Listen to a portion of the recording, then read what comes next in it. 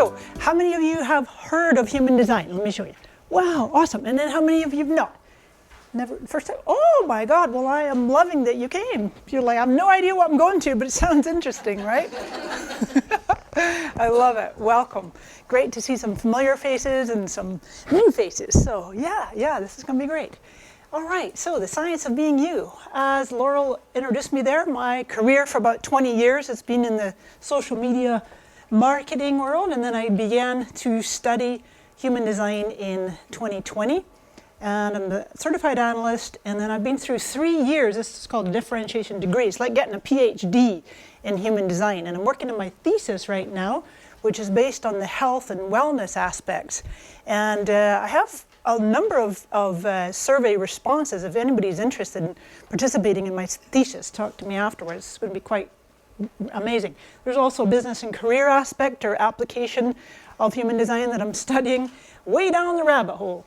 And doing some more of this, I'll talk to you a wee bit about that toward the end of different applications.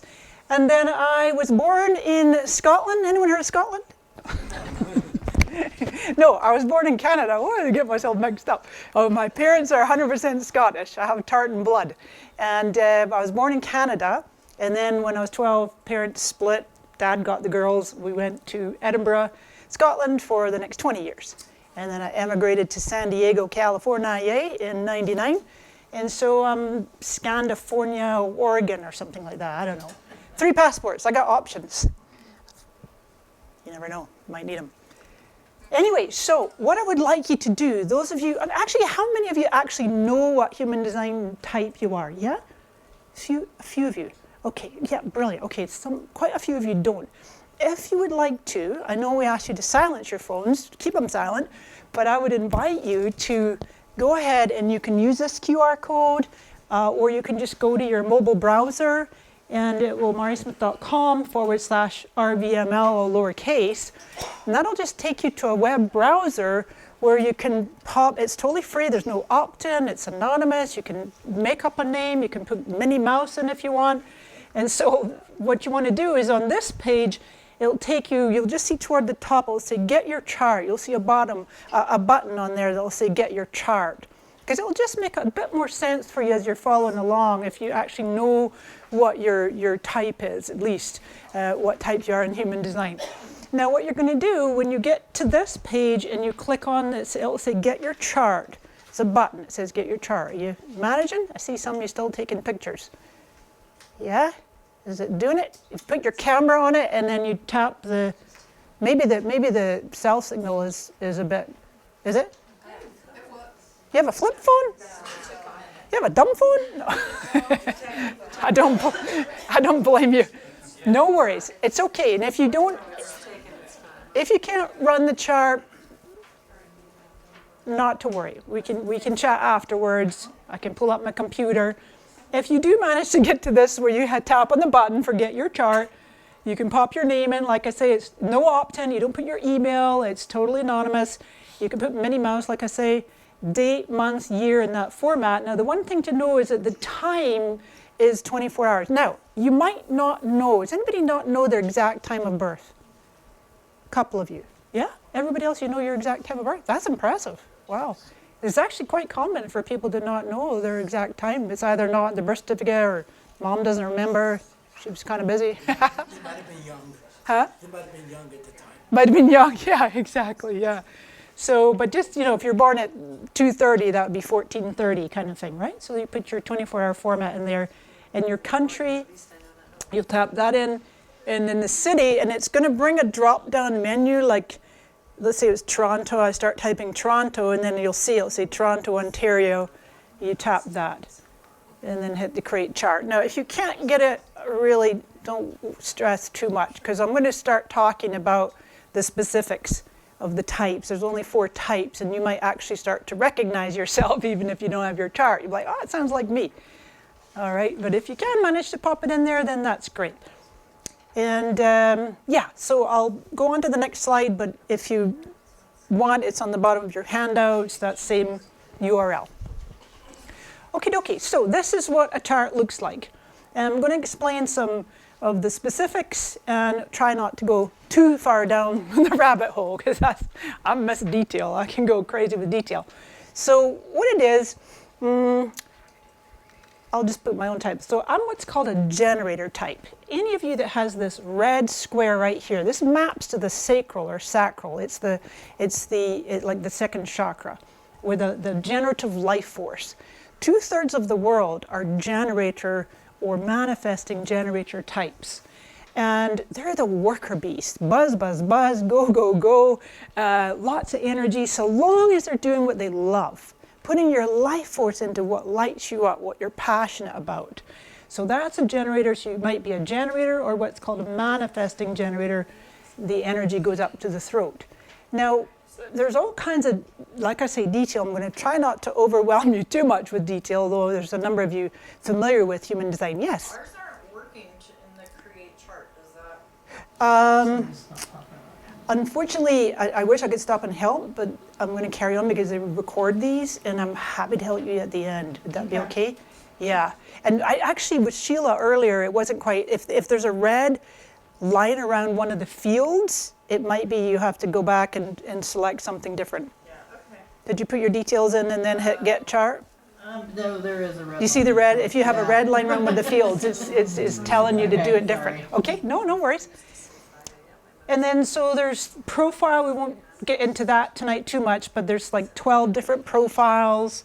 I'm what's called an investigator. I really go down the rabbit hole of detail, and then I'm what's called a third line. I learn by experimenting and trial and error and making mistakes. And then there's what's called a life theme. Okay, won't go too far on that. Like I say, it's too much all at once. Now, I actually had my first Human Design Foundation reading, excuse me, in early 2000s. It's been around since 1987, which I'll show you in a moment. I had my first reading, 2003. It was an entirely different career. I was in San Diego. I sat there a couple hours with the analyst, and the only takeaway I could ever remember when I thought back to it, he's like, Mari, you have a really busy mind. It's probably hard for you to meditate. I'm like, uh-huh. And it's like, oh, it just made no sense to me. And sure enough, now I know this activation up here, that is a mind, an abstract mind that goes over the past. It's very visual. It connects the dots. And I was unaware that I had this intelligence in my gut. Then after my near 20-year career in social media marketing, I was feeling a bit bored. I wanted something more satisfying. I wanted something that lit me up more. And so I was reunited in winter solstice of 2020. I'd been looking for a few years. You know how around age 50, sometimes they call it like a midlife crisis. Come on in, please. You want to sit up here? Are you okay there? Yes, good. Yeah? Okay, all right. And so the Chiron, they call that Chiron return. And I had just been feeling this yearning for something more meaningful, something to contribute my gifts and talents. And my dear friend, Devi, whom I've known for over 20 years, and she'd come over to my house, winter solstice 2020, and she's like, Mari, I don't know why, but my intuition told me that I should bring you this book. And she reaches into her purse and she hands me this book, and I see it's about human design. Well, this is where you know you're a sacral generator. My whole body went, oh, human design. That's called a response. The cellular response, the body is going, yes, this is for me. This is a full body yes. And so, yeah, from that moment on, I've been deep down the rabbit hole studying it. So many applications. I'm going to share some of them with you tonight. So the origins and fundamentals, it's a synthesis. It never existed before 1987, January of 87. It's a fusion of esoteric and exoteric. So we've got these two families of science, if you will. It's astrology, Eastern and Western astrology. You'll recognize some astrological aspects. That's why they're basing it on your date, time, and place of birth, right? The Chinese I Ching, the ancient book of wisdom. It's those Chinese were so smart. I'll show you even more coming up in slides. The Hindu Brahmin chakras and the Judaic Kabbalah. All of this woven in there. Then the contemporary disciplines of quantum physics or quantum mechanics, astronomy, biochemistry, and genetics. It is literally the moment of birth, the emission, it's called neutrinos. I'm getting ahead of myself because I do have it in my slides. The matter that comes from the stars in our solar system imprints us at the moment of birth and 88 days prior to birth to imprint our unconscious. So it's the science of differentiation. By the way, no two people on the planet have the same chart, even identical twins, in the deeper layers, because the moon is the fastest moving, and so it'll have a slightly different imprint. It shows that each of us our unique genetic blueprint. And one of the main things I want to impart to you this evening is what each of you has as your unique decision-making authority. It's called an inner authority, how your body is genetically designed to make decisions. And so that you can trust your inner authority and honor that of others. That, to me, is liberating, where we like go, oh my God, that person's taking so long to make a decision. You just make your mind up, right? You've ever found yourself doing that? Or maybe you're the one, you're like, oh, agonizing, oh, I just can't decide, oh my God. And then the mind chatter, pressure, I better just decide or they're going to think I'm a whatever, I'm a slow-mo here. But we're trusting our inner authority, whichever part of your anatomy, your body, or your process. I'll explain that, what it might mean for each of you. We could also think of human design as the BodyGraph, the chart, as a circuit board.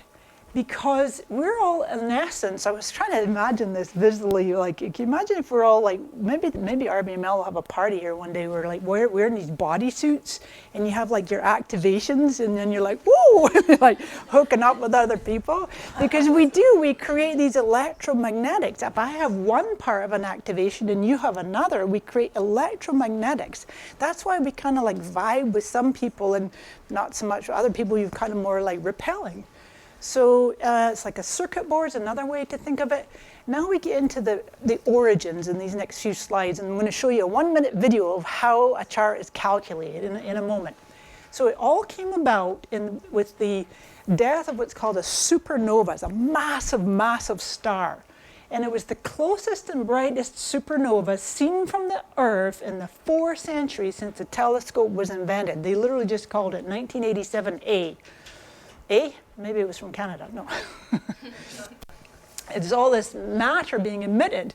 Everybody on planet Earth during this time in January 87, all of us received this upgrade, if you will, these 3 times the neutrino streams for about 14 minutes. Now, I think a lot of people might have had some kind of transcendent mystical experience during this particular, supernova. So our sun actually produces 70% of these neutrinos, the matter. They proved in the 90s that have mass. Neutrinos have mass. It's infinitesimal, but it comes to us and through us. So wherever your sun is, your conscious sun in your chart, that's how you shine your light in the world. And so at any given moment, there's 3 trillion neutrinos passing through every square inch of planet Earth and us and everything on the planet per second. So sometimes, my dear friend Tanya, anybody know Tanya? we often talk about what are called the planetary transits, and right now there's a lot of extra emotionality on the planet. Some of us might be just feeling a little edgy or sometimes a little funky, even like depressed or melancholic, and then you have to be careful of the mind kicking in and it starts going down a spiral. And if you go, okay, wait a minute, tomorrow's another day, deep breaths, you do your grounding practice, all the different things that you do to get back in your body, right? It's about being able to feel you're occupying this vehicle. They call it a vehicle in human design, right? We've got this consciousness that's riding around in this physical thing. So we are bombarded by these neutrinos coming from our solar system. And so this is the gentleman that founded it, the whole system. He's the first messenger. He goes by this name, Uru Hu. He was born, Alan Robert Krakauer. He was a French-Canadian, very, very successful in Montreal, Canada. And then in the 80s, early 80s, I believe it was, he found himself in the island of Ibiza in Spain. He had a complete and utter life change. And Remember I talked about the death of the supernova? Those were the dates, January 3rd to 11th, 1987. He was penetrated by a voice. Oh my God, it just gives me the goosebumps. I can't even imagine what the experience must have been like. It was a mystical encounter where a voice spoke to him for 8 days and 8 nights. And it wasn't channeling, and it wasn't an entity, and it wasn't all the usual things, angels. It was, in fact, later the voice was revealed to be the voice of planet Earth that gave him this whole system of how to map out the mandala and how the planets move and how that's mapped to our DNA and so on and so forth. So quite astounding. This is Ra's chart, and he's what's called a manifestor. They're only 10% of the world. And they're the ones that are here to initiate and get things started, get the ball rolling. And then the other 2/3 of the world, us generator types, us worker bees, us buzz, buzz, buzz, energizer bunnies. We are the builders. In the business language, they call generators builders. But he was a manifestor. He was here to make this profound impact.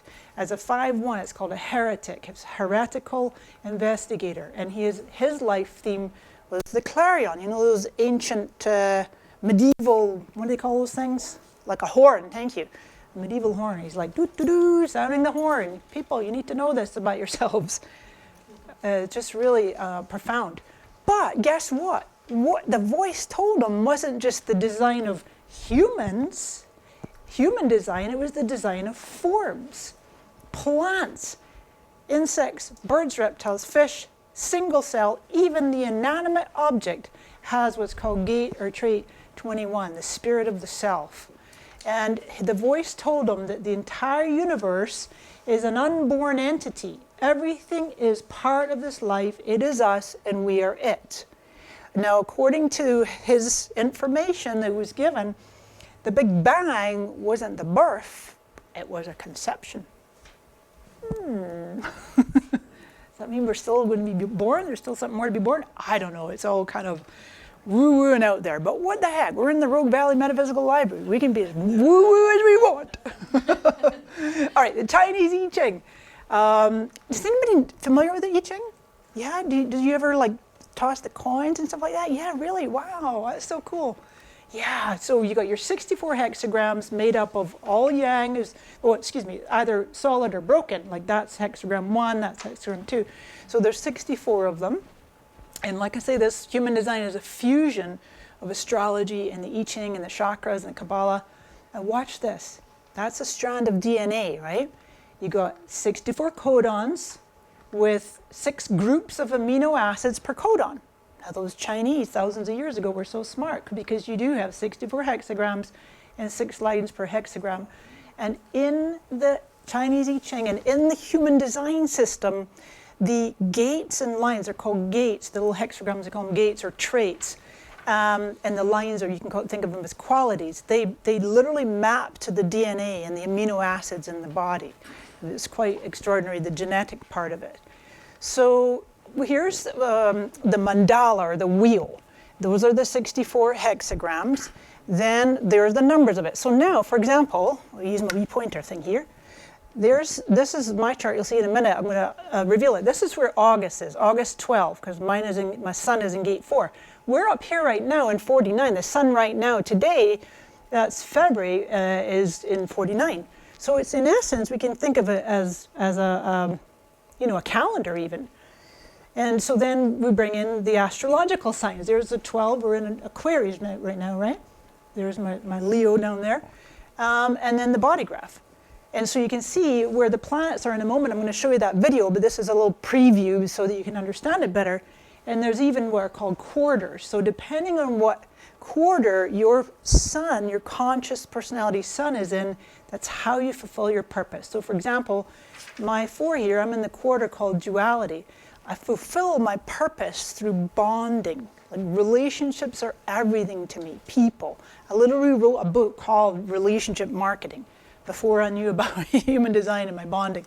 Okay, perfect. So now we tested the audio earlier. The sound's going to come from here. We got this 1-minute video. It's going to show you exactly how a chart is calculated, and it'll hopefully make sense after this. Here we go.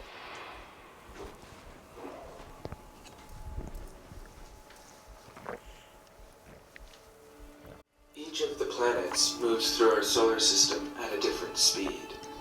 They follow a consistent orbit around the Sun, but from the perspective of the Earth, their movements and speed seem to fluctuate. The first step in calculating a human design chart is to map the positions of the planets in relationship to the Earth.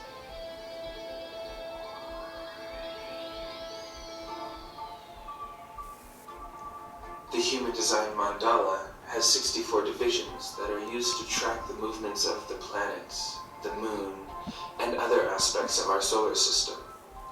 The positions mapped in the mandala activate corresponding elements of the human design BodyGraph, approximately 3 months before your birth, and again at the moment of your birth. These activated elements are recorded. It is the combination of what is colored in and what is left open that creates your unique human design chart. Makes sense so far? Kinda, sorta? See, the planets move around the wheel counterclockwise unless they're in retrograde and they go clockwise. So one of the most important things to know is we talked about there with the moment of birth. That's why ideally, if you know your birth time to the minute, it's the best scenario, because that's going to calculate your conscious imprint. Now, I was born at home. My mom always told me somewhere between 12:15 and 12:30. My dad delivered me. It was only the two of them, their first home birth. I think my dad called the midwife afterwards. He was such a proud dad. And then for most of my life, any kind of astrology reading or even human design, I'd be like, I just picked a 12:20, it's close enough. Then when I started studying it deeply, and I remember one time my analyst teacher said to me, Mari, you got one of those minds that just soaks up information. Just sit back and relax. You don't need to take notes. And I'm like having palpitations because I'm like queen of note taking. My fingers are glued to the keyboard. I'm like a professional secretary. I'm like, no, I think my birth time is off, because I know I'm not, because there's two kinds of minds. There's the receptive sponge mind, soaks it up, and then there's what's called the less strategic mind.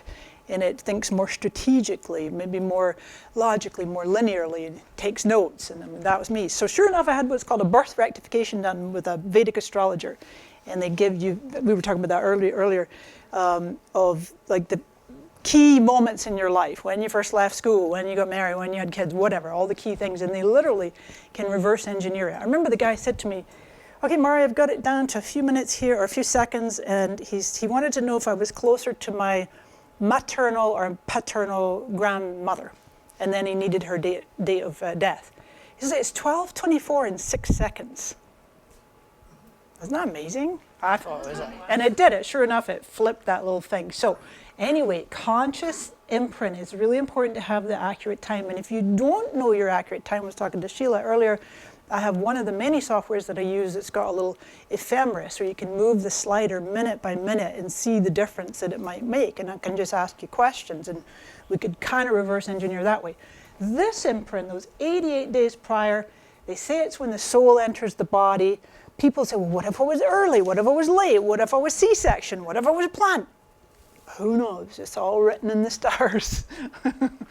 Yeah, so if we separate out, this is who Mari is unconsciously, and that's who she is consciously. So I'm aware, if you see the black is always conscious. So this is me, I'm like a talking head. Oops. Now I have 6 planets in this particular strength here. It's called structuring. It's an individual person that takes their insights and simplifies them and explains them so that other people understand it. And it's literally called genius to freak, because if I get my timing wrong, people go, what a weirdo, what a wacko, what a freak. Or if I get it right, they'll be like, oh, you're such a genius. Now, some of you can relate, because I know that I've got some fellow freaks in here. But then this is what was so amazing to me when I had my first reading, when I realized, oh, I'm a sacral generator. My sacral is the one that makes decisions. And it's like, my body has intelligence? Just, I've got such a smart mind. I've got all this definition in my mind, but we're not one or the other. We're what Ra would call this forced marriage. We're the unconscious and the conscious together. And people they see the unconscious, just coming out of you. And you're more aware of your conscious, but we're the composite of the two. Now, one of the things we want to do is to really learn to embrace and accept both the conscious and the unconscious aspects of ourselves. Learn to love all of you down to the cellular level. One of Ra's mantras, and he would even sign his emails, and he would just always say, love yourself. That is such a key thing to understand, that whatever your unique, perfect, beautiful genetic imprint is, it's you, and it's all of you, and it's like nobody's like you on the planet, right? So the 9 centers, how are we doing? We're doing good. So I'll just talk to you briefly about these, and we're going to talk about the 4 types, and then I want to spend most time on the authorities, like how you make decisions. That's called the head, the ajna. We don't call it the mind, but the ajna is where you process information, conceptualize. The throat is where it has communication, of course, but also manifesting the material world. The G, that sits right behind the sternum. It's G for geometry. It's for love and direction and identity. You could think of it as the higher heart. And the little wee triangle there, that's the heart. That's willpower, egoism, the material world, courage, self-worth. And then you've got the solar plexus, which is the seat of potential emotional intelligence. Just because you have it colored in, it doesn't mean, but anyway, that's where your emotionality is. Over here, though, obviously it's not anatomically correct because the spleen, the spleen sits to the left behind the stomach, doesn't it? But the splenic center is the seat of intuition, instinct, health, well-being, safety, survival.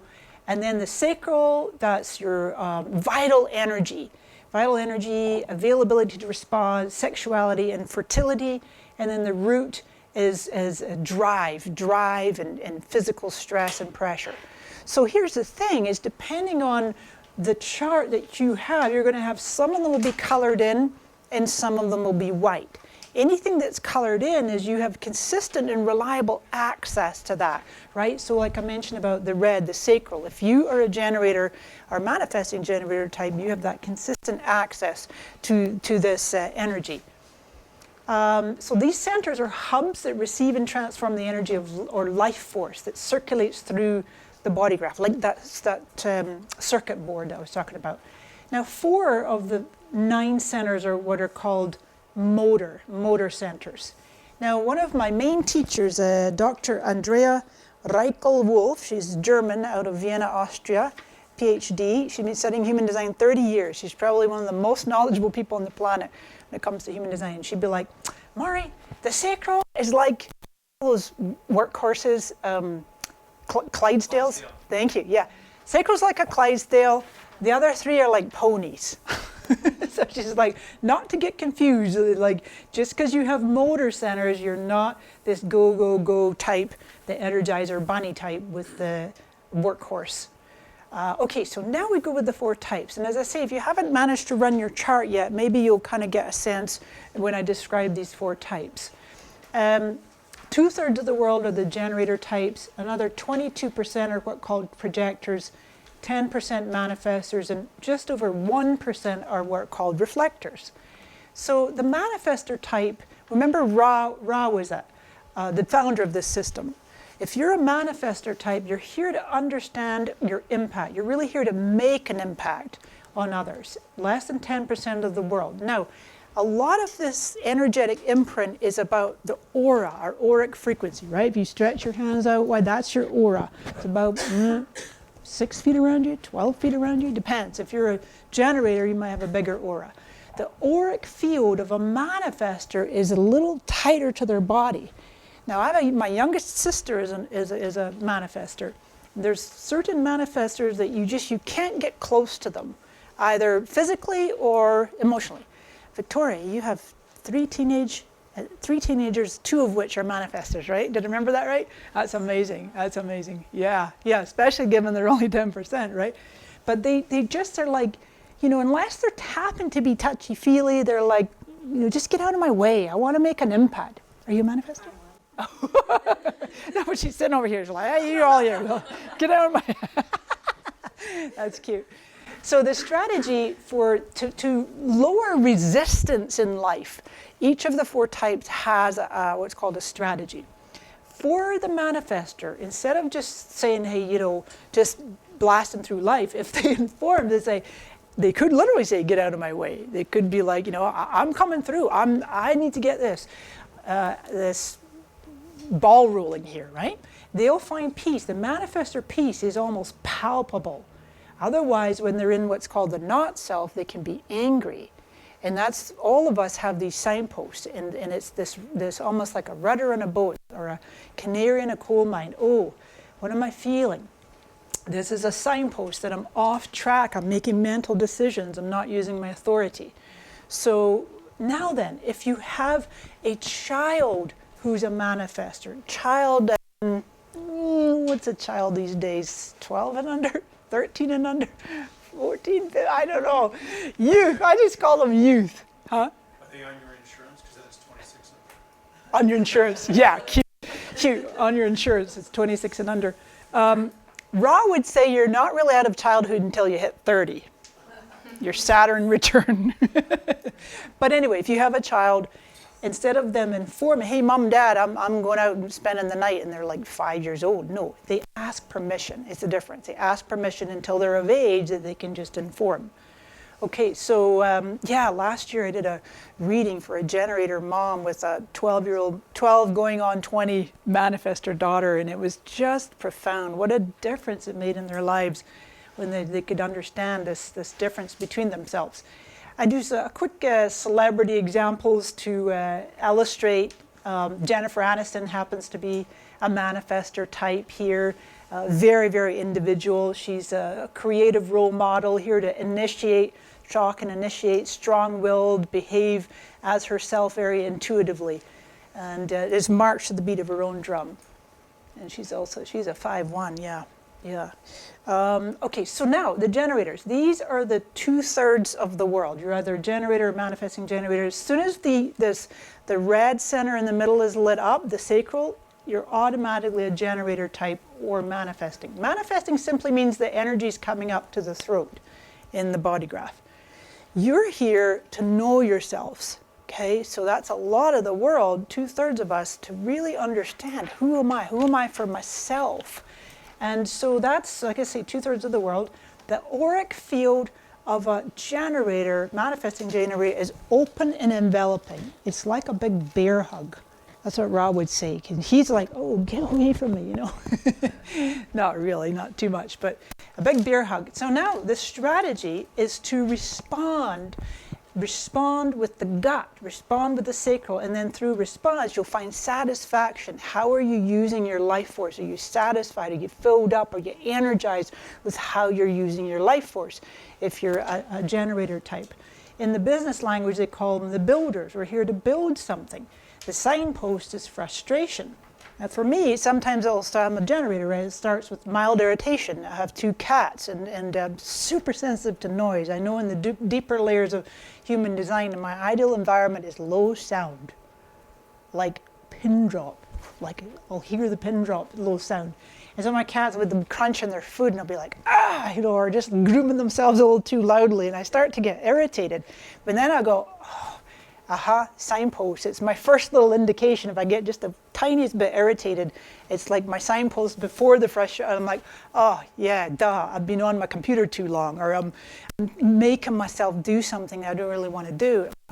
Okay, step away. That's my body saying, you're off track here, girl.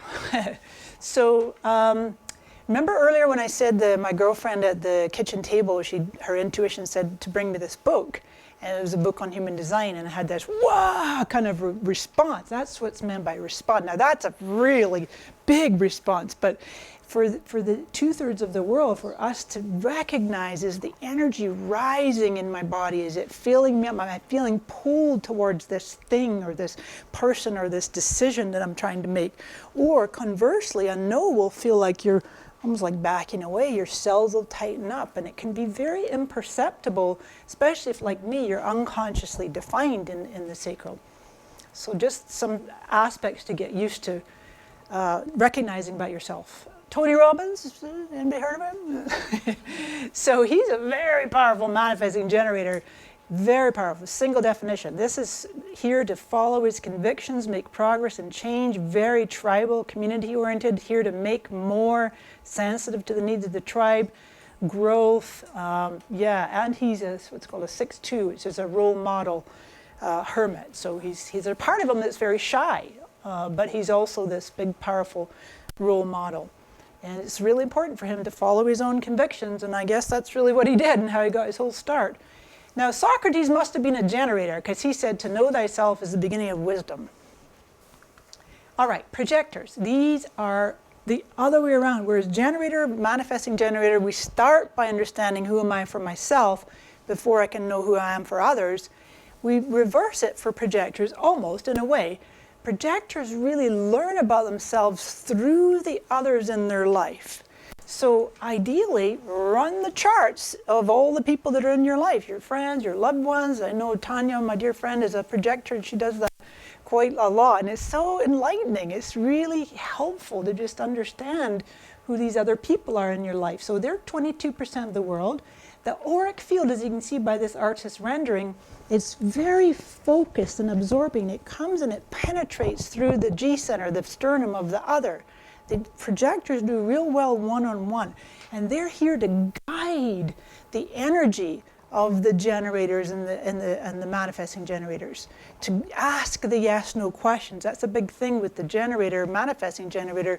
Have people in your life ask you these yes-no questions, and then just feel, is the body going yes or is it going no? And the projectors are really good at that aspect. They're called advisors in the business world terminology. Advise, they're here to advise and guide. Now the strategy is a little bit more challenging for the projector, because they're waiting for the invitation, waiting to be invited. And their signature is success through helping others. It doesn't always mean material success, but then not feeling that bitterness. Sometimes it can literally be a bitter metallic taste in the mouth, as opposed to the sweetness of the success. The full strategy actually is, there's an aspect of it is about recognition.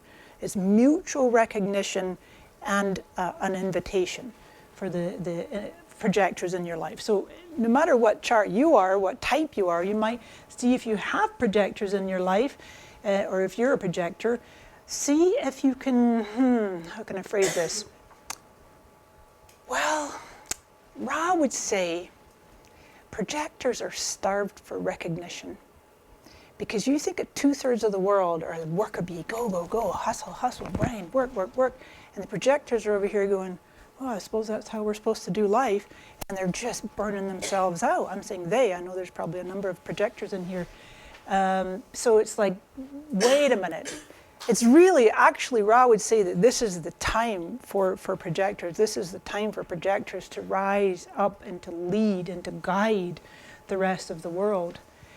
Princess Diana was a projector, beautiful soul, one of my favorite beings. So she had this very logical mind, and when it split off from her strong will and possibly potential of good self-worth, but she didn't really have strong self-worth, did she?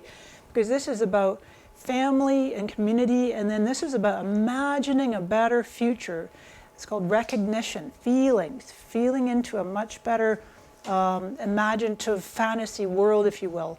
But then she has this 21. I always see when someone has 21, they don't like to be told what to do. It's the gate of control. Theoretically, nobody really likes to be told what to do, right? Okay, and our fourth type is called a reflector. Now, the reflector doesn't have any of the 9 centers colored in. They're what's called more lunar beings. They're more impacted by the moon. They're here to see difference. They're called evaluators in the business term. So it's 1% of the world, just less than actually. Their aura is this resistant and sampling, it's called. A little bit like kind of things washing off them, like water off a duck's back, or ever seen a dog when it comes out of dip in the pond or something, and it like shakes itself all. Like that's like the auric field of the reflector. Their strategy is to wait a full cycle of the moon before making major decisions, obviously not everyday simple decisions, and then their signature is surprise or wonder. Wonder is another way. And the not self signature is disappointment. Now, does anybody know if they're a reflector? I know Jennifer is. My dear friend Jennifer is a reflector. Anyone else? You know if you've got reflectors in your life? I have 2 of my nephews in Scotland are reflectors. Beautiful, beautiful beings. Yeah. Okay, so as the actress Sandra Bullock, you see, that's her chart. So one of the things is like tracking the moon, like as the moon goes around, and you can see, like, okay, let's say the moon is going to kick in right here. Maybe it's in 21, and then she's got this channel's lit up, right? So each one of these, like walking outstretched arms and hooking up, like a lot of connections with other people and with the transits. But having that more, what do they call it, like a Teflon aura. Like it's like, things don't bother me. Jennifer's like, yeah, right. I haven't quite mastered that. Okay, so that's just a pie chart I put in there. And I'll give you these slides, by the way. There's a placeholder on my little website there. I'm going to add them up later. You're welcome to have them. But that's just showing you the splits of the types. Now, the type thing, we always start with type, because when you know, okay, I'm a generator type, I'm here to do work I love, I'm here to make sure my sacral is filled up and energized, or you're a manifestor and you're here to just say, get out of the way, everybody, I'm here to make a difference, make an impact. No, I don't mean it like, you're not going to be rude, but she's like, oh yeah, right. But then, you know, our projector is guiding the energy of others. It's really about releasing who you are into the world as you were intended to be, not trying to be homogenized and conditioned, it's called in human design, conditioned to be like others, right? So releasing who you are into the world. Yes, that is me in San Diego, California. I had an assistant at the time who was really good at taking jump shots. I think I'd just come back from a lot of travels, and I was so happy to be back home. Anyway, woohoo! I used to travel so much before COVID. Okay, so now, now I want to really talk about, okay, perfect, we've been brilliant on time here. I love questions, by the way. I shine my light in the world by answering questions. My gate 4 mentioned the sun as gate 4. It's the gate of answers. So anyway, so we'll get to questions and answers if you have any. We'd love to support you. Now then, the authority. So we know our type. Maybe you don't quite know it yet, and some of you might have been able to run your charts, and if you don't know your type yet, that's okay, we can talk after. So let's talk about the authorities. There's 7. I'm only going to talk about the first 3 because the other 4 are so rare. We'll touch on them. I have slides for them. But what the authority, the inner authority, is this voice of truth within you that was hidden because I called it, I mentioned a minute ago about conditioning. It's that conditioning, we're affected by other people predominantly, but also by society, by social media, even by food. Food is one of the biggest conditioning factors since we were babies, since maybe even before that. We're conditioned away from who we are genetically. So with getting in touch with your authority, it's that part of you that always knew what was correct and what wasn't. So the first one, if you have this little brown triangle, if that triangle on the right is colored in on your chart, that's always automatically going to be your authority. There's like a hierarchy to it. Colored in, it's 47% of the world, the most common inner authority. So you are designed to not make fast decisions. So when it's colored in, it's always the authority. It's called emotional authority or solar plexus authority. You need to wait for clarity before making a decision, because what happens, you're recognizing yourselves. What happens is the body simply has chemistry flowing through it at any given time. You've got up feelings, you've got down feelings. It's just emotion, energy in motion. So let's say I like to use an example of like, let's say somebody says, hey, you want to go to Las Vegas this weekend? And you're like, yeah, because you're feeling in a good mood and good spirits. And I don't know, a couple hours later, you're like, the mind starts going, what the hell was I thinking? I don't even like Vegas. I'm going to have to get on a plane. When I'm going to have to get some cat sitters. Oh my God, it was like chat. And then later on, a few hours later, yeah, I'll be fine. And you talk yourself back into it. And you sleep on it. The next morning, you're like, it's like just these different parts. That's why you're waiting. You're waiting for this emotional clarity. You may or may not ever arrive at full 100%, but at least about 75%, Rob would say. Your motto is there's no truth in the now. The truth reveals itself over time. You're like dipping your toe in the water, dipping your toe. How do I feel now? How do I feel now? Okay, yeah, now. You know, if somebody asks you to marry them, don't be saying yes right away. You say, let me think on it. Let me sleep on it. No, really, get in the habit, unless you've already been feeling into it for years. No. Get in the habit of saying things like, can I get back to you? I'm going to need some time. I need to sleep on it. When do you need to know by? These are great things to say to anybody if your emotional solar plexus is your authority. Second most common authority, 35%, is the sacral. So that's what mine is. So if you don't have this triangle on the right, the solar plexus colored in, but you do have the red square, that's automatically your authority. So that means you listen to the sounds that come from your gut. Now that's people where I said earlier, people ask you yes, no questions. Even if you're a generator, manifesting generator, and you have solar plexus authority, so you have to wait your time, you can still have someone ask you yes, no questions. So, So, in other words, if someone says, do you want to meet for lunch tomorrow? Or do you want to go to the movies on Sunday? Yeah. What was my first response? I wasn't sure. So then this is the very first, it's instant. It comes from your gut without hesitation. Now some of you, for the manifesting generators, you might not make the or you'll possibly say actual words, yes, no, I don't know. Now if it's an I don't know, you could always say, ask me again another way. Ask me again in an hour. Ask me tomorrow. Right now, in this moment, I'm unsure. But you can ask the sacral in different ways. If there's a hesitation, then it's a no or I don't know, not now, maybe later. Okay, so anybody know if they're sacral authority? Yeah? Are you? Yeah. Is your husband is emotional? Your children? Yeah. So in the dynamic, if you're in a situation where you have some, get the words out. Someone in your life has a solar plexus emotional authority and you don't, that person always is the decision maker because you can't force the solar plexus to make fast decisions. Now I mentioned earlier I come from 20 years of a marketing background and I'm always astonished at how much pressure there is in marketing. Decide now, midnight tonight, come on, you snooze, you lose, countdown timer, come on, decide. No, a more enlightened way or human design way of marketing is to allow people to take their time. Take all the time you need, sure, yeah, get back to me, no pressure. All right, the third most popular authority, if you do not have the solar plexus, this triangle's not colored in, and this square is not colored in, but this one is colored in, that's the splenic center, spleen, intuition, instinct, wellness, health and wellness. It's in the moment, it's the opposite of solar plexus. It's your intuition in the moment. It's the spidey senses. It's the hunch, the sixth sense.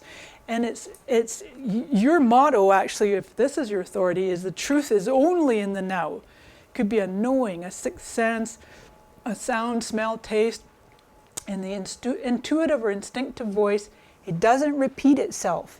And it speaks often very, very softly. You only get one opportunity to act on it. So if that's your authority or you know someone who that's their authority, it's actually, believe it or not, of all the 7 authorities, it's the least followed. Because watch this, I'm going down the road, all of a sudden, if I was the Splenic Authority, and I suddenly get this spidey sense going, turn left. But we always go right? Turn left, and if I don't just let the body go left, the mind's going, What are you saying? We always go right. What are you trying to persuade me to go left for? And it's like the mind will kick in. That's why it's the least followed, because it's going to come in and start doubting and doing its little nagging thing that it does. We'll get questions at the end. I think someone had their hand up. I like this one for the splenic decision makers. Intuition, when you don't know how you know, but you know, and you knew, and that's all you need to know. It's just, you can't explain it, right? It's just intuitive in the now. Okay, so the 4 other possible authorities that you might have is if you have the heart center, you're going to use your will, your personal will to make decisions of what makes you happy. The G, or the self, as well as what's called the sounding board, that's what's called mental projectors. Very important to have people around you to talk out loud, not for them to advise you, but for you to hear what you say in the presence of others.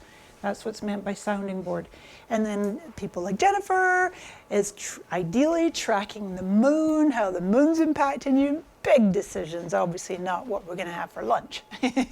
So other authorities there. And if you've got, like I say, questions, we'll come to that at the end.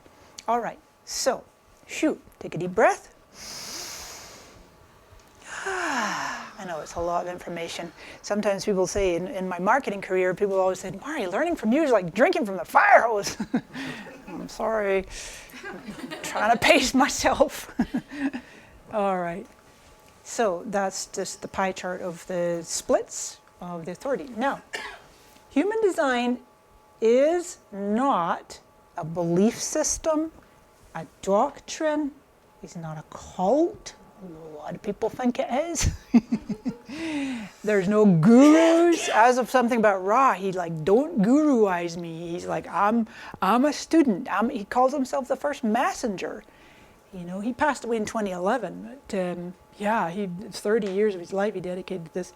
Human design, if you can think of it, is simply an experiment.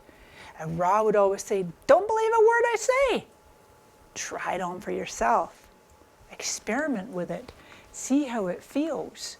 So when you begin to live your human design, you enter an experiment of transforming your life. We could say decision by decision, moment by moment, day by day, right? Being mindful of, wait, my mind is trying to talk me into this thing when my gut keeps pulling me this way. This is what lights me up. Oh, I'm so wanting to do this instead. And so it's not about agonizing with mental decisions. It's really letting the body be your guide. So how can we differentiate and decide, okay, what really is the mind versus the true authority?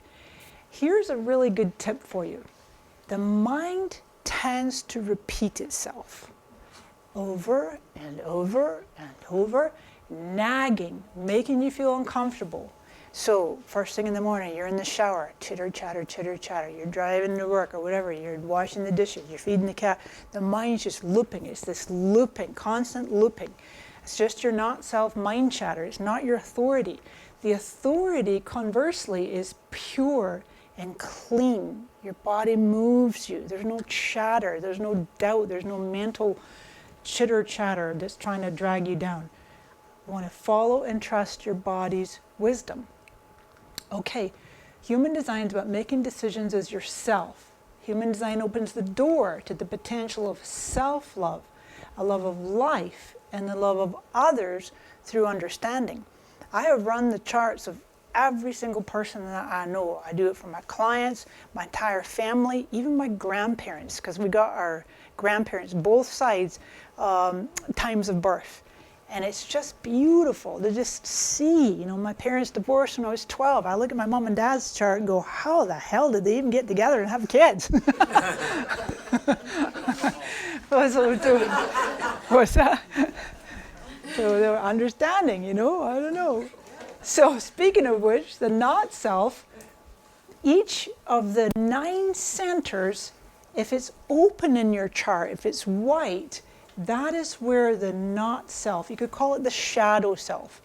And I gave you this handout. We're not going to go into all of it right now, but I wanted you to have something to take away with you. And you can see on both sides, that's just a screenshot of what's on the back of it there, because each of the 9 centers has a specific function, And then if it is open, and you'll see, and if you don't have your chart now, you can maybe find it later, or we can talk later.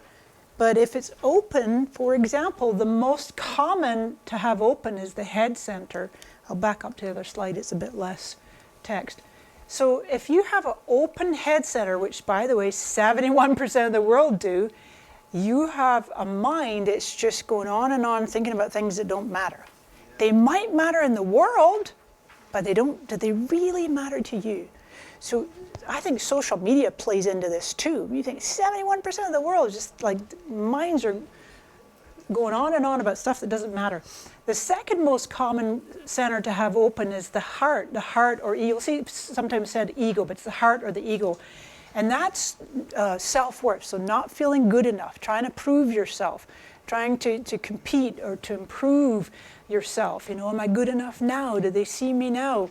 Not charging enough money is another aspect. So you got 65% of the world, and again, through my other career of social media, I think it really plays into it. People are always comparing themselves. People tend to compare the inside of themselves to the outside of others, right? The inside of me, I'm feeling really crappy and down, I'm feeling depressed or melancholic. Let me go on Instagram. Oh my God, everybody's having a much better life than me, you know, because we just see what they've posted online. So, but that's just something, a plant a wee seed for you to be able to see for yourself, and then maybe some people that in your life, what they might be exhibiting, if you will. And I purposely like to put on that last column, there's wisdom too. In the white, in the open centers, Ra would say that you've mastered that in a previous lifetime, and you're getting your PhD. So for example, if you have an open heart center, right? Maybe in past life you've mastered self-worth and courage and willpower in the material world. And you got nothing to prove in this life. Nothing to prove if you have an open heart center. That seems so different. Huh? I said that seems so different than what you were just saying. Oh. I might Open. miss something. If If you it- have a defined one, you open. have nothing to prove. No, you do. If it's defined, you do have something to prove. If it has power, Then it's not open? Correct. Open means white. Okay. Oh, I thought you started by saying if it's white in the head, that means you're busy with lots of things that aren't you. That's right. If it's white, if your head center is white, the not self is occupied with questions and thoughts and stuff that's not you. And if the heart center is open, then you might be trying to prove yourself, not feeling good enough, not feeling worthy. All right. But the wisdom, each of the open white centers also has wisdom. The wise self knows that you have nothing to prove. The wise self knows what to be inspired by in the head. I'm just selecting the two most popular, the head and the heart, or heart, ego. Make sense? We can talk more in the Q&A section. I think we're almost going to get done here. We're doing perfect on time. Okay. Who can tell me who this is? The Beatles. I thought I would just throw a little example in here, and we do look at the charts of these incredible four beings. So it's a lot to read on this. Like I said, I'll give you my slides, but what I want to point out is what we have here is two generator types. So John Lennon was a generator, as was George Harrison. See, red sickle. And then Paul was a projector, he's still alive, isn't he? And Ringo was a projector. Now, you've also got two solar plexus decision makers, right? So John and Paul were needing to take time and feel their emotional wave. George responding with the sacral, whereas Ringo, he's the splenic. So he's the spidey sense in the moment, his intuition. And then you've got a number of other differences between them.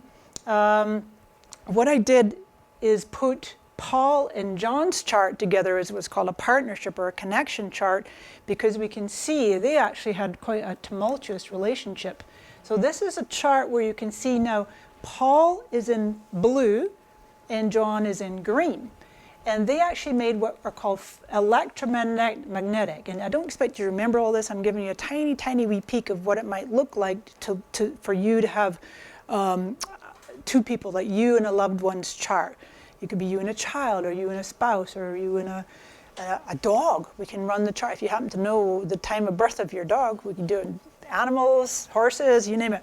Okay, so just a couple to point out. So remember earlier I said that people that have the 21, they don't like to be told what to do. It's the gate of control.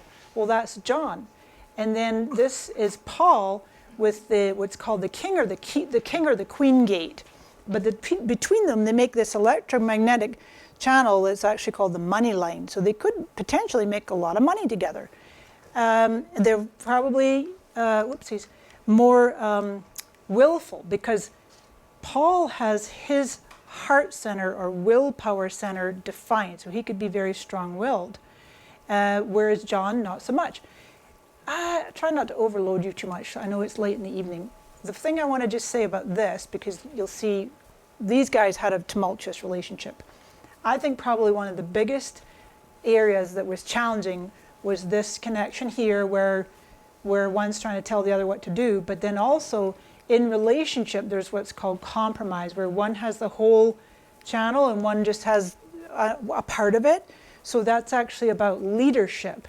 So Paul would want to take more leadership, and he might kind of squelch John's propensity or genetic ability to lead. That's just one area. There's many areas where they might have had major hotspots. So they actually had a complex relationship that evolved from a close collaborative friendship into a bitter rivalry after they broke up in 1970. Apparently they did reconcile, and they were on good terms before John passed in 1980. But this is just a glimpse at what an analyst would look at when it's two people together. They also make, if this was a couple, they make what's called 6 and 3, which is 1, 2, 3 open centers and 6 filled in. 6 and 3, better to be free. There's a 9 and 0 and nowhere to go. 8 and 1, have some fun. 7 and 2, work to do. Yeah, Ra was cute. Ra was cute with his little rhymes. Now, just the last piece here, and then we're doing perfect. We're going to just take questions and a couple more slides. Just to plant a seed of any of you who have like work applications you'd like to talk about in a couple weeks' time on February 27th at the White Rabbit Creator Clubhouse. You guys know where that is? It's the old apothecary. So I'm doing a talk there at noon, specifically on human design for business and marketing. And it's just a short talk. It'll be about 45 minutes, an hour, right? Amy here's from the White Rabbit too. She's a member. And she's a human design geek, fellow experimenter. Okay, so let me back up for a second, because I don't expect you to remember any of this, but I'm going to give you a summary slide of all the things I do want you to remember. Then there's going to be a quiz. This here, 1, 2, 3, 1, 2, 3, 6 activations. When 3 to 5 people come together in aura, a separate morphogenic field is created, whose only goal is growth. So there's a work penta, business, and there's a family penta. Mom, dad, kid. Oh, that's 3. More, we want more. Another kid. Although not so much these days. But if we put those activations together for how the Beatles were configured, they have all these gaps. So for example, that maps to what's called the 33, that's oversight. Now I did a little research, and their second manager, not the first manager, but the second, Brian, who really put them on the map, he actually had that activation. So he was able to provide the oversight. And then, but there's a gap here and a gap here and a gap here. Now, in a working penta whose sole purpose is to grow, you ideally don't have any gaps, or you can move around and have other people fill in those roles. Or you can hire a consultant who can come in and fill in the roles, for example. But to really grow your business and grow an organization, you want all 12 roles filled. And then you've got different same activations, these 3 and 3, and the family. This is actually my own family, my dad and 4 daughters. And we actually fill, there's no gaps. So somehow, as dysfunctional as we were, somehow we managed to, I don't know, whose family wasn't dysfunctional, right? Anyway, and then one other thing is you can even get into what are called large groups, where you major organizations, when they have the right people in the right roles, then they can't help but succeed, right? So if ever you're in a business or marketing or money situation and you're kind of bumping up against limitations, and this is really a powerful system that can help you. So in applications of human design, certainly there's the individual understanding yourself and others, partnership, connection charts like I showed you with Paul and John, the small groups, so the business or family penta, the large groups as it's called. There's a whole concept of human design called profit potential, where you can just look at someone's chart and see how they're genetically wired to make money. And then the health and wellness is what I'm doing my thesis on right now. Even dreams, there's a whole dream application. For those of you who are readers, this is probably the best book on the planet to get. It's called The Definitive Guide of Human Design. And yeah, it's been around for quite a while. It's just, we call it the Bible, and for the human design industry, it's a big, thick, fat book. It's really a great place to study. So here's your summary slide. As I said, I would give you a little, these are the only things I want you to remember. Forget everything else. Okay, know your type, if you can. And if you don't know your exact birth time, please connect with me afterwards, or I'm happy to share some resources. You might want to get a birth rectification, or we can look at the ephemeris, the little slider that I talked about. So once you know you're a generator, you're a manifestor, projector, reflector, it's really helpful to just operate more cleanly and correctly in the world. And then, of course, secondly is, well, I'm saying that of your loved ones, especially projectors, because they're knowing themselves through the other. Learn to recognize and follow your inner authority. So for almost half of you, that is your emotional solar plexus, just riding the waves and seeing how you feel and putting your toe in the water. Is it hot in here, or is it just me? I'm toasty up here. It's a wee bit toasty. And then experiment. Just try it on. So if you know your type and your authority, everything else can wait. All the other minutiae, all the detail. For now, simply knowing your type, how you're supposed to function in the world, and how you're designed to make decisions. And then just experiment. You could book a human design reading. Notice I'm asking a yes/no question. My 2/3 of you who are generators, would you like to book a human design reading? Talk to me about that. Maybe consider additional studies if it lights you up. I'm happy to talk to you about that, or they've got some resources on my site there. And yeah, we can do, that's what I'm going to do. And I think I have a quote for you a quote from Ra. He says, "To love yourself and to operate correctly as yourself is not, in fact, selfish. It makes an enormous contribution to the well-being of the planet as a whole, and it makes an enormous contribution to your connection through your aura with anyone that is there in your life." In other words, living as you were genetically imprinted to be, shining your light in all your brilliance and your strengths and your vibrant skills and your unique way of being, and not trying to be someone else, not allowing yourself to be homogenized and into that space of where we get conditioned and trying to fit in. Oh, I don't want to stand out, I try to fit in. No. I like that saying, when everybody else is zigging, then I'm going to zag. Okay, so hearts first. So that's it. Thank you. And we've done awesome on time, so I'm more than happy at this juncture to take your questions. Yes. And then I'll repeat it, because we're being recorded for the YouTube channel, so I'll repeat your question. Okay, I'll speak as loudly as I can. Okay, hon. So with the 7 authorities, I was unclear because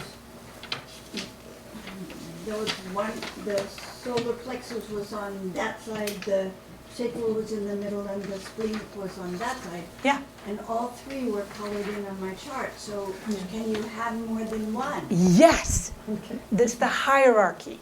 If your solar plexus and your sacral and your spleen is colored in, your solar plexus is automatically the authority. You're a generator, or maybe a manifesting generator type. You also, it can sometimes be a little bit of a dichotomy though, because that spleen wants to be in the moment. That splenic center wants to be intuitive. Come on, get going, we want to go now. But then that solar plexus is going, I don't know if we're really in the mood right now. Yeah, I would agree with that. Does that sound like her?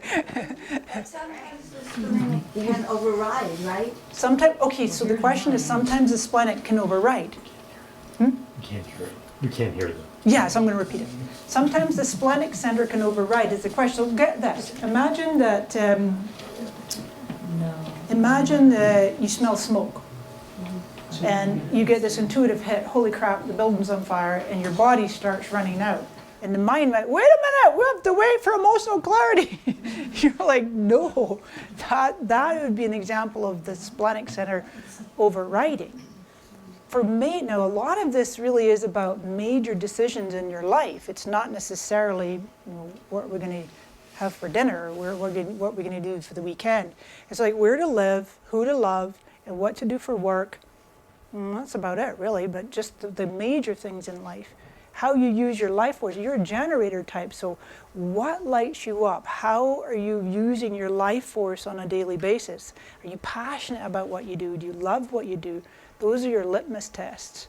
Great question, though, because that is it. I didn't mean to say like you only have that center lit up. It's a hierarchical. Yeah. Yes, Angelisa. My question is, could you say more about Ra, yeah. Ra's quote about the whole of existence is an unborn entity? Yes. I'm not sure how to understand that statement. So the question is about Ra, and I'm going to repeat for the recording. Ra said that the voice told him that we're in essence in an unborn state, that the Big Bang wasn't a birth, it was a conception. Meaning that we've got We're in the womb. Something's going to happen later. Oh yeah. More metaphorically 9 months later kind of thing. Yeah. Whatever amount yeah. of eons that is. Yeah, so, and Angelisa's saying something else is going to happen, and maybe 9 months later, metaphorically. We are on the cusp, I didn't even put this in my slides, Tanya, jeepers.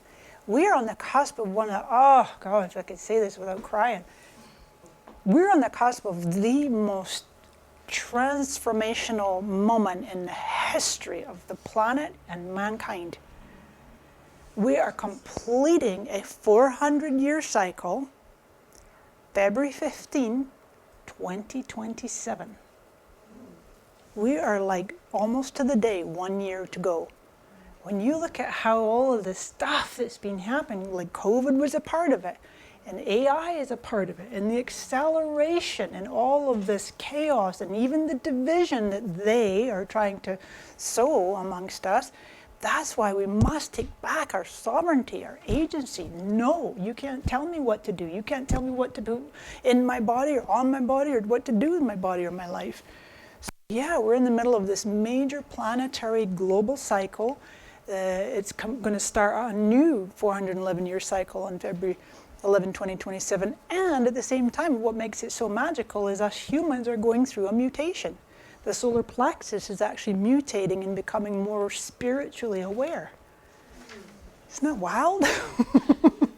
Yes. Is there a way to tell what your center is based on your chart? Is there a way to tell what your center is based on your chart? Do you mean your decision-making center? Well, Your the authority? center, the 9 centers here. Yeah. Does that show up on the chart? Is The that chart. obvious? So everybody, by the way, everybody has everything in the body graph. So nobody doesn't have one of the 9 centers.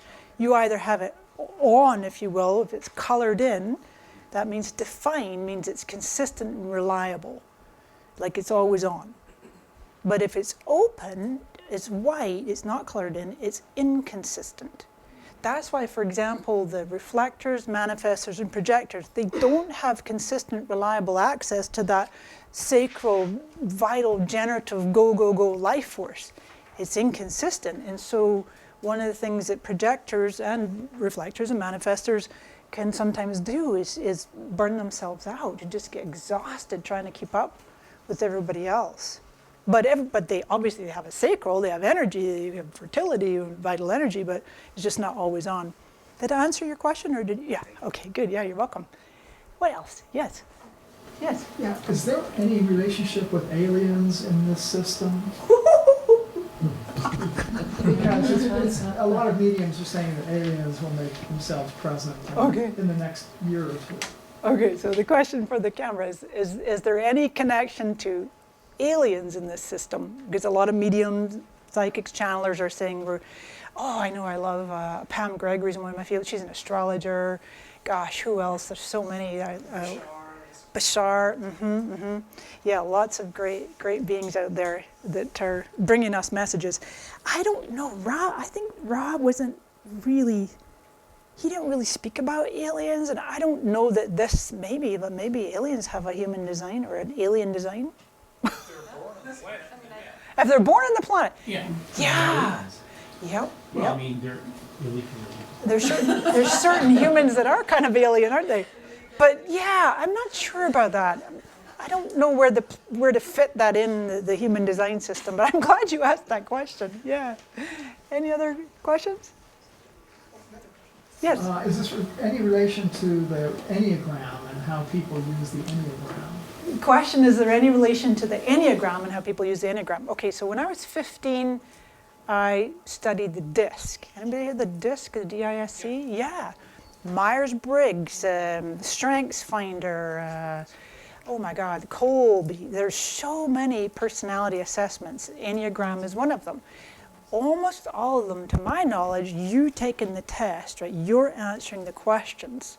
Whereas with human design, it really is, let's see if I can get a chart back up here. It really is this genetic imprint. It's like someone says to you, this is your blueprint. You didn't answer any questions. It's simply the neutrinos, how the neutrinos imprinted you when you were born and then the 88 days prior. It's how you express your genes, Well, actually, how you express them, you might have some control or volition to express your genes, but because two people might have the same activations but express them differently, right? For example, someone with the strength of talent, it's called talent, someone who's really a master. Both my sisters have this, and they've expressed them so differently. Someone might be a professional musician, whereas someone else might be a professional athlete or something, or an amateur athlete. Okay, any last minute burning questions? No, are you good? Awesome. Great. Well, thanks for coming, everybody. It was really a pleasure. Thank you.